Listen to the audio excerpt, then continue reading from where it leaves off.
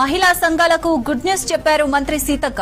మహిళా గ్రూపులకు వడ్డీ లేని రుణాలు 5 లక్షల నుంచి 10 లక్షల రూపాయల వరకు పెంచుతున్నట్లు ప్రకటించారు. మహిళా సంఘాలు తీసుకునే 10 లక్షల రూపాయలకు వడ్డీ ప్రభుత్వమే కడుతుందని చెప్పారు.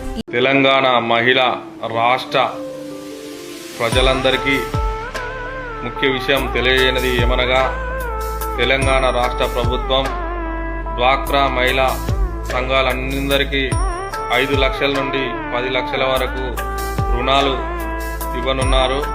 వాటికి తెలంగాణ రాష్ట్ర ప్రభుత్వం, కాంగ్రెస్ ప్రజాపాలన ప్రభుత్వం వడ్డీ లేకుండా మీకు ఇస్తూ ఆ వడ్డీ చెల్లిస్తుంది. అందరూ గమనించి, తెలంగాణ రాష్ట్ర ప్రజలందరూ గమనించి ఈ యొక్క పథకాన్ని వినియోగించుకోవాలి. సీఎం రేవంత్ రెడ్డి గారు 1 కోటి మంది మహిళలను కోటీశ్వర్లు చేయాలనే దృఢ సంకల్పంతో కృషి చేస్తున్నారు. అందరికీ ధన్యవాదాలు. జై కాంగ్రెస్, జై రేవంత్ అన్న, జై కేఆర్ నాగన్న, ఎమ్మెల్యే వర్ధనపేట.